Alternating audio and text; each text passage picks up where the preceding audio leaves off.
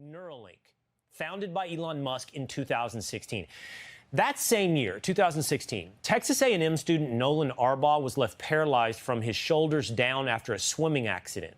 That accident changed his world forever, but thanks to Musk, Nolan became the first ever recipient of the Neuralink brain chip and got control back of his life. Here's how it works. It's designed to replace a small portion of the skull, and it fits under the patient's skin. Small needle threads are then inserted to allow for two-way communication between the implant and the brain. The chip can then communicate with outside devices. I had the chance to talk to Nolan directly and hear firsthand his story. I wanted to share it with you. Here's our conversation. Nolan, thanks so much for being with us here today. I feel like I'm looking at a modern medical miracle here in talking to you. Tell us how this has changed your life. It's kind of hard to put into words, honestly. Before Neuralink, I just wasn't really doing much. Wasn't getting out of my house. I wasn't being able to communicate with the world. I wasn't having a lot of fun. I was just kind of lying around doing a whole lot of nothing. And after Neuralink, I feel like I have a purpose. I feel like I can do anything. I feel like I can find work. I feel like I could go back to school if I wanted, just become a functioning member of society. I've reconnected with a lot of my friends and family. I've reconnected with the world. It's been an incredible journey, and I am incredibly grateful. I feel super blessed. So, Nolan, so that everybody at home understands exactly how this Neuralink device works, you don't have control of your arms or your legs, so you had an inability to operate a computer, I would assume, prior to Neuralink. So now you can simply think something, and the computer will synchronize with your thoughts? Yeah, it's maybe not as simple as that, I guess. I think a lot of people think that I can control a computer by thinking, open this application, or, do this, type that, do that, and the computer will just sort of make it happen. I have control of a cursor, so I move a cursor around, and I can click, left click, right click, middle click, move around a computer and do that. I have a little virtual keyboard that I use, and so that's how I control the computer. But it's all with my thoughts. I just think where I want the cursor to go. I think where I want it to click, and it listens. That's incredible. I feel like, Nolan, I've seen perhaps other stories of people that have learned to use their eyes or cursors that track their eye movements, but that's not what you have to do. You can simply think, and the Neuralink then will make the cursor do whatever it is you think. Yeah. I think a lot of people think it's like an eye tracker. There are certain devices that will, just track your eye movement. Then you can control like a computer or a tablet that way. That's not how this works. I can be looking off to the left or right, hold conversations with people, and be moving the cursor around. It's all with my thoughts, so it doesn't have anything to do with my eyes. I can close my eyes and it works. I've actually fallen asleep a couple of times, and it'll still move around the computer and click on things. So yeah, it's all through my motor cortex in my brain, and all of those neurons firing with machine learning and AI. It's syncs up, and that's how I control the computer. Nolan, did it take training for you to learn how to use Neuralink? Yeah, it's it's very intuitive. I think people, if they decide to get it in the future, will be surprised at how easy it is to use. There is a learning curve, if you will. You calibrate the implant. So you do certain things, do certain actions, and think certain things. And over time, the algorithm will learn your intentions and give you control. It was pretty simple. It's come a long way since I first used it. It was taking me a bit longer, but nowadays it's very, very easy, and I can only imagine how much easier it'll be when it becomes public. So you mentioned to us earlier, Nolan, that you may go back to school. You may be able now to get a job. I'm curious, what would you say to the guys at Neuralink? What would you say to Elon Musk? I mean, I'm just beyond grateful. It's an incredible privilege to be a part of this, and have someone like Elon Musk, one of the most powerful men in the world, so involved, so interested in affecting my life and people with disabilities right now. I just can't even put it into words. And the guys and gals at Neuralink, they are the hardest workers that I've ever met in my life, and they have such passion for helping people. So I just want to say thank you to all of them. They have changed my life in ways that they may never fully understand, and I don't think I could ever thank them enough for all that they've done for me. Well, I said at the outset, Nolan, I feel like I'm talking to a modern medical miracle, and we appreciate you sharing your story with us here. Thank you, Nolan. Yeah, thanks for having me. My name, it's not too important. We're gonna hear some beeps. What I'm about to tell you, it's extremely important. I'm one of the first people to get a Neuralink implant in my skull. If you guys can see and don't really know what a Neuralink is, it's kind of like an electronic chip from Elon Musk embedded in your skull. At first it was kind of like a Fitbit, kept track of vital signs, stuff that was going on in my body. Eventually it's gotten to a point where I can move a mouse without even touching a computer. I can connect, I can download, I can transfer information. I'm not the only person that has one of these now, and now we can communicate. This is what's going to happen for the rest of the world. Eventually, this technology will be, maybe not in you, your kids, your grandkids. This is what's coming next. Welcome to the year 2025. So this idea that we're going to put chips into people's brains that has algorithms similar to Google and Facebook that can begin to suggest and control the way people feel fundamentally terrifies me. Is this the moment in our society when we lose the connection to what it means to be a human?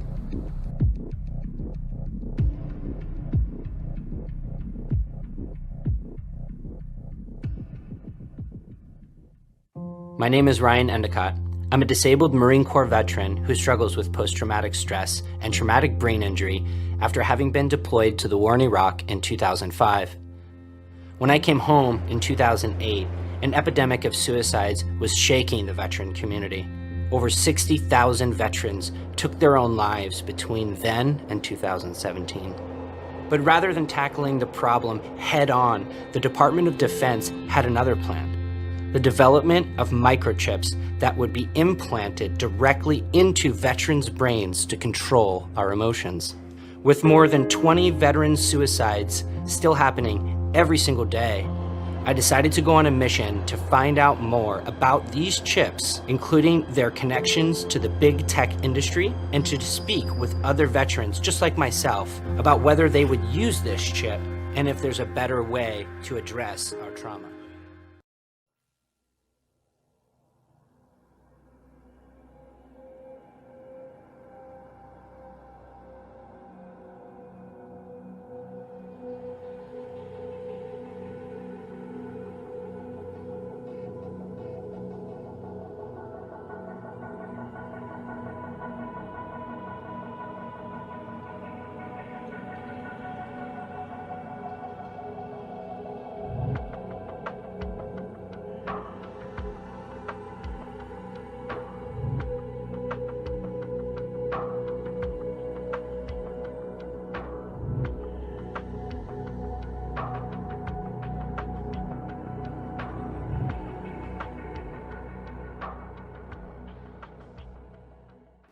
Is something that I think is going to be quite important, and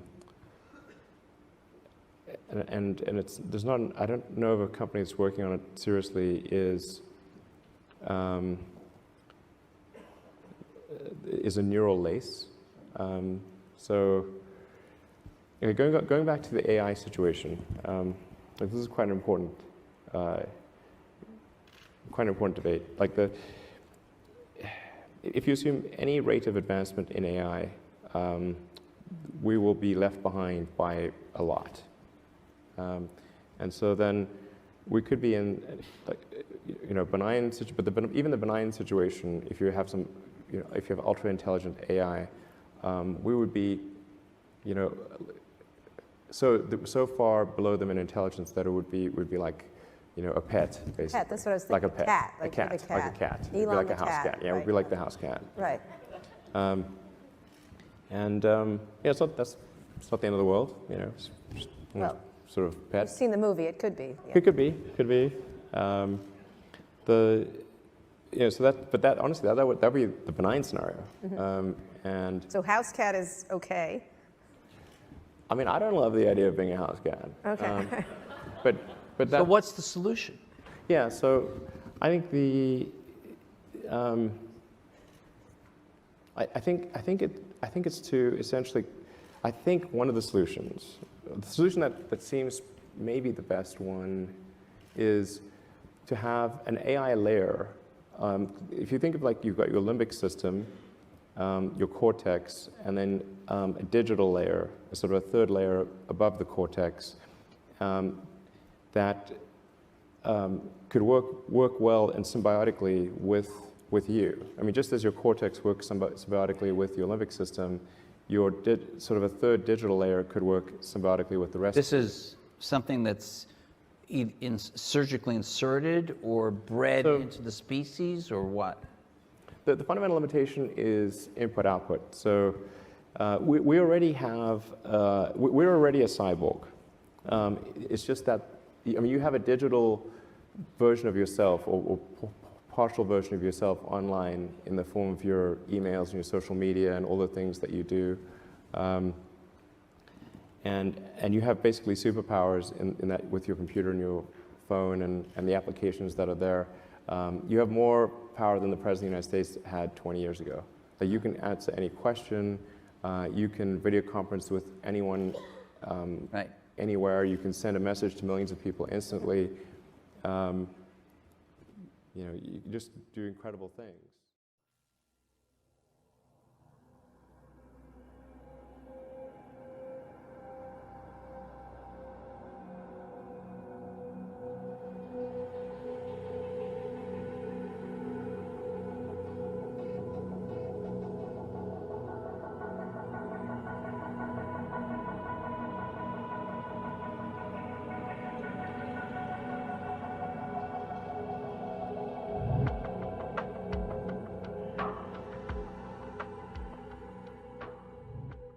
And welcome back again, everybody. It's Dina Calameti here, and for this next report, I'd like to talk about superhumans. Express News is reporting that chips inserted into brains will give us mind-blowing abilities within years. Here's that report. Superhumans could exist in just 15 years thanks to a computer chip inserted into the brain to unlock mankind's full potential. People will be able to buy new memories and delete unwanted ones in the near future, as experts believe they are close to biohacking the body's most powerful tool. Speaking at Lisbon's Web Summit, Brian Johnson, the founder of Kernel, a startup researching the possibilities of microchips being inserted into the brain, says unlocking the true potential of the mind is the single greatest thing humanity can achieve. Kernel's first step is to design chips that can help fight disease, but then it hopes to evolve the brain to offer superhuman abilities. The firm's website reads, to further explore our own human boundaries, a wave of new technology needs to emerge that can access, read, and write from the most powerful tool we have, the human brain. It goes on to state that at Kernel, our primary aim is to develop technologies to understand and treat neurological diseases in new and exciting ways. We will then interpret the brain's complex workings in order to create applications towards enhancement.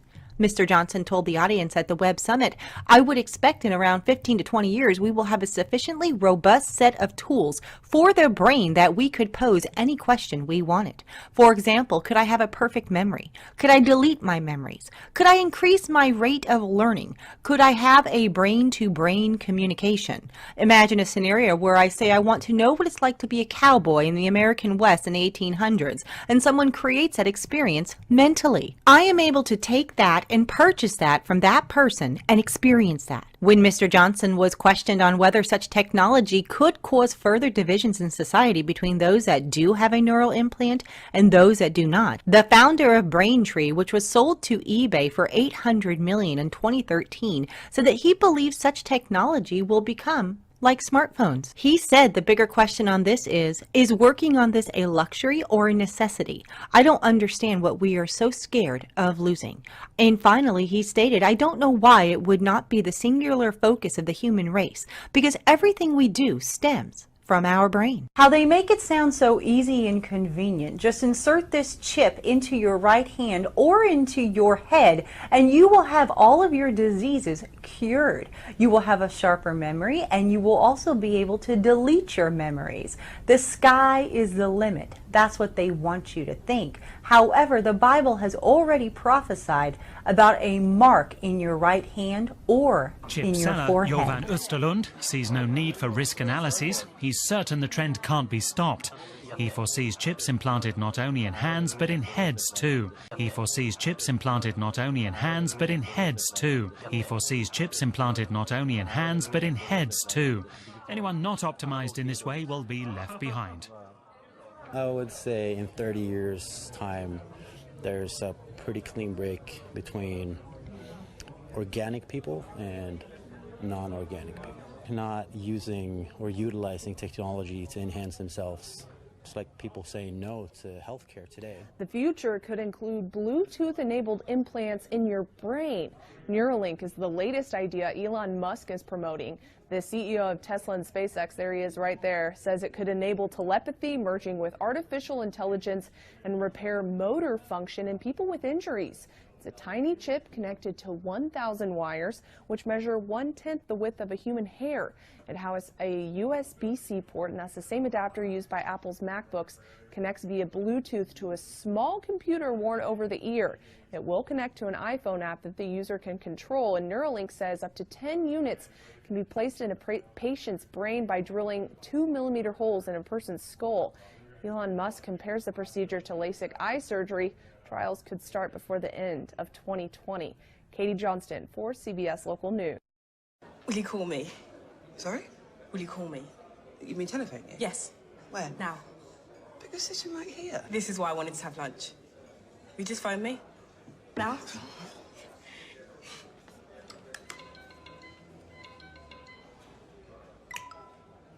Hello, Bethany speaking.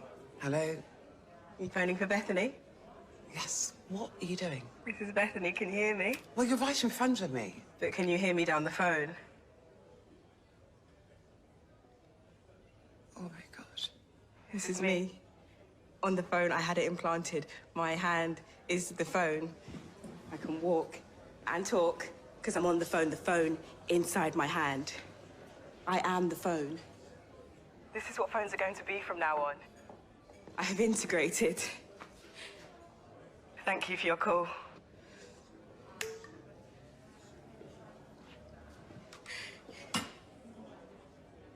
Subdermal implants. They charge themselves with motion like a self-winding watch. And it's on the 22 network. I get signal across 95% of UK mainland, 98 by next year. When I phoned you, it was ringing. You were ringing. That's the speaker. So small. Okay, but when did you get this done? That course in Winchester. I had one finger done every night. I still need to use a handset to phone out. Look.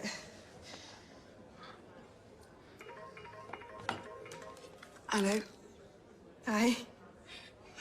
Okay, but look, I can't believe you had surgery without telling me. Skin plants, not surgery, and I knew you'd be cross. But I'm 18, and you had that tattoo when you were 18, and it's the same sort of thing. And I wanted to ask you, will you do me a favor? What? Will you tell Dad? Oh, sweetheart. Please, will you tell Dad for me?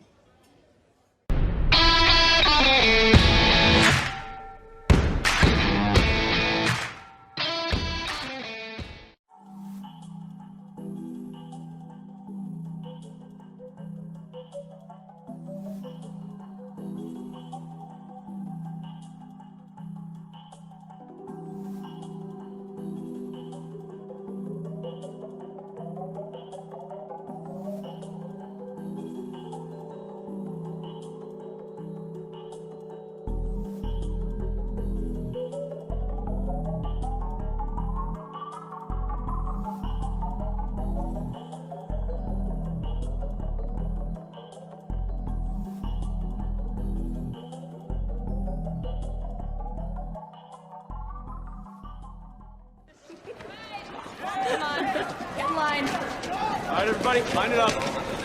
What's going on?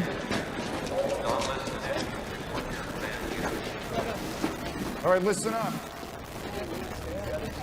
Before you leave tonight, I want you all in 4 lines. Everyone gets a tracking device. Don't ask questions, just a precaution.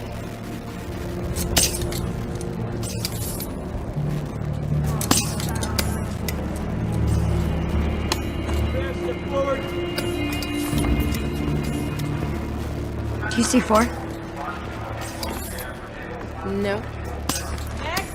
What's going on? Oh my god. Congratulations. You should be first in line, but I'll make it easy for you. Looks like a bitch, huh? Now you're really one of us.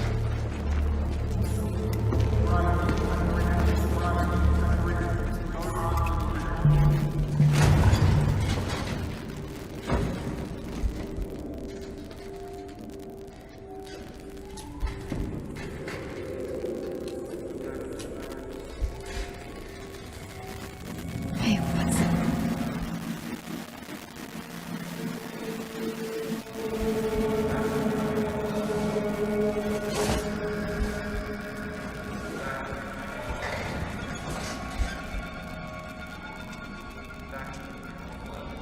Oh my god.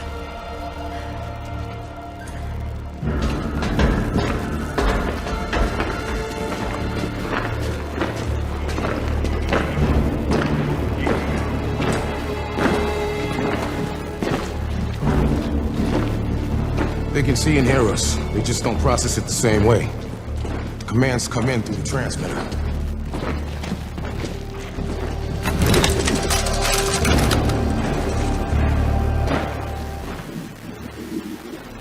What's going on? What do we do?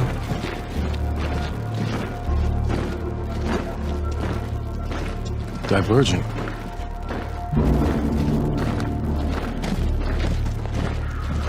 Hey. Everything's fine. There's nothing to worry about.